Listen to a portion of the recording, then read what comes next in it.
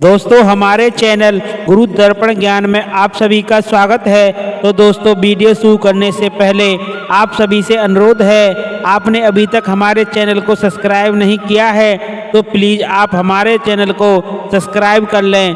तो दोस्तों आज का प्रसंग है स्वार्थी मनुष्य जो जैसा करता है वो वैसा भरता है।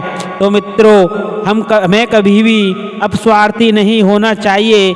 हमें कभी भी किसी के बारे में गलत नहीं सोचना चाहिए, ना उसका बुरा चाहना चाहिए और अपने स्वार्थ के लिए कभी भी किसी बात का गलत फ़ायदा नहीं उठाना चाहिए। क्योंकि जो व्यक्ति अगर किसी का बुरा चाहता है तो उसका बुरा होना निश्चित है। तो मित्रों इसी संबंध में हम आपको एक कहानी सुनाते हैं, स्वार्थी व्यक्तियों के साथ क्या होता है। तो मित्रों इस कहानी को बड़े ही ध्यान से सुनना। किसी गांव में एक ऊंट और एक सियार रहते थे। वे साथ साथ भले ही रहते थे किंतु उनमें कोई गहरी दोस्ती नहीं थी। वे केवल पड़ोसी की भांति रहा करते थे। उस गांव के पास ही एक नदी बहती थी। नदी की दूसरी ओर बालू के मैदानों में उस समय खरबूजे की खेती हो रही थी। यह बातें सियार को मालूम थी। उसका मन प्रतिदिन खरबूजे खाने के लिए ललचाता था। उसकी जीभ से लार टपकने लगती थी लेकिन वह बेबस था। नदी पार करना उसके बूते की बात नहीं थी। सियार बड़ा चालाक था। एक दिन उसके दिमाग में यह विचार आया, वह ऊंट की पीठ पर बैठ कर के नदी पार कर सकता है। उस विचार के सूझते ही वह ऊंट के पास जा पहुंचता है।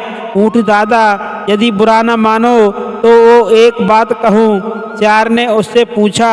ऊंट को सियार की चालाकी का कुछ मालूम नहीं था। उसने झट से हाँ कर दी। तब सियार कहने लगा, ऊंट दादा नदी के पार के खेतों में खरबूजे की खेती हो रही है। मुझे यह बात अच्छी तरह मालूम है। यदि तुम चाहो तो हमें खूब मीठे मीठे खरबूजे खाने को मिलेंगे। इससे हम मेरे चाहने न चाहने की क्या बात है, ऊँट ने पूछा। तब सियार भोली सूरत बना कर के बातें बनाने लगता है। दादा तुम्हें पता ही है मैं ठहरा कमज़ोर नदी पार नहीं कर सकता। यदि चाहो तो मुझे अपनी पीठ पर बैठाकर नदी पार करा सकते हो तो फिर मज़े से ही खूब खरबूजे खाएंगे। सियार की बातें सुनकर के ऊँट ने हामी भर दी। दोनों ने फैसला किया कि आज आधी रात को नदी पार करेंगे। आधी रात वे दोनों नदी के किनारे पहुँचे। सियार ऊँट की पीठ पर बैठकर और ऊँट ने नदी पार करी। इसके बाद वे खेतों में पहुँच जाते हैं। खेतों में पहुँच कर के सियार फुसफुसाते हुए कहता है, ऊँट दादा खूब खाओ खरबूज किंतु आवाज़ ना हो, नहीं तो खेत का मालिक जाग जाएगा और हमारी खूब पिटाई करेगा। तो योजना के अनुसार सावधानी पूर्वक खरबूजे खाने लगे। सियार ठहरा छोटे पेट वाला, उसका पेट जल्दी भर गया। मुझे अब तक हुआस आ रही है, मैं तो अब हुआ करूँगा। तब सियार से ऊँट ने कहा, थोड़ी देर और रुक जाओ, कम से कम 10 मिनट तक, तब तक मेरा पेट भर जाएगा। लेकिन सियार स्वार्थी कम मानने वाला था। वह जोर जोर से हुआ करने लगा। सियार की इस हुआस से खेत के मचान पर सोए मालिक की नींद टूट जाती है। अपने खेत में ऊँट को खरबूजा खाते देख कर के किसान क्रोधित हो जाता है। उसने लाठी उठाई और ऊँट के पीछे भागता है। और सियार छोटा सा था और फुर्तीला था।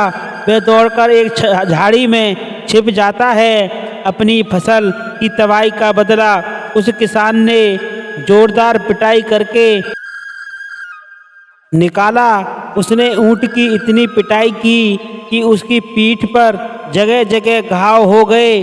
पीठ से खून बहने लगा। वह वहाँ से नदी की ओर भागने लगा। ऊँट जब तक नदी के किनारे पहुँचा तो वहाँ पर पहले से ही आया सियार मिला।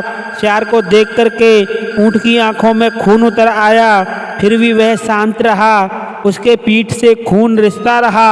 सियार ने चापलूसी करना शुरू कर दिया और बोला, बड़ा बेरहम है वह किसान, उसने कैसी गति की है। आपकी ऊँट कुछ नहीं बोला और नदी में उतर गया। उसके उतरते ही सियार फुर्ती से उसकी पीठ पर बैठ गया और फिर ऊँट जब तक चुप ही रहा, तैरते तैरते नदी के ठीक बीच में पहुँच कर के कहने लगा, सियार भाई, अब तो मुझे इस नदी में लौटने की इच्छा हो रही है। क्या ऊँट की बात सुनकर के सियार का मुंह खुला का खुला रह गया। वह गिड़गिड़ाने लगा, दादा मैं तो खूब डूब जाऊंगा, ऐसा करो पहले मुझे नदी पार करा दो, फिर तुम लौटते रहना।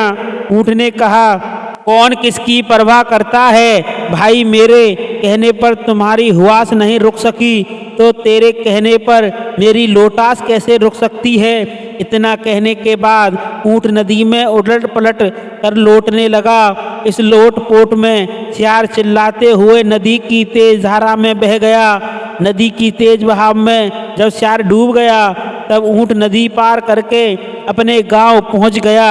दोस्तों, इस स्वार्थी लोगों का यही हाल होता है, इसीलिए हमें इस कहानी से ये सीख मिलती है। स्वार्थी मनुष्य जो जैसा करता है वो वैसा भरता है। मित्रों, हमें कभी भी अपस्वार्थी नहीं होना चाहिए। हमें कभी भी किसी के बारे में गलत नहीं सोचना चाहिए, ना उसका बुरा चाहना चाहिए और अपने स्वार्थ के लिए कभी भी किसी का गलत फ़ायदा नहीं उठाना चाहिए, क्योंकि जो व्यक्ति अगर किसी का बुरा चाहता है तो उसका बुरा होना निश्चित है। तो मित्रों, इस कहानी से हमें यही सीख मिलती है। तो दोस्तों, चैनल को सब्सक्राइब कर लें ताकि आपको और भी अच्छी सीख मिलती रहे। तो दोस्तों, आज के लिए इतना ही। मिलते हैं अगली वीडियो में नए प्रसंग के साथ।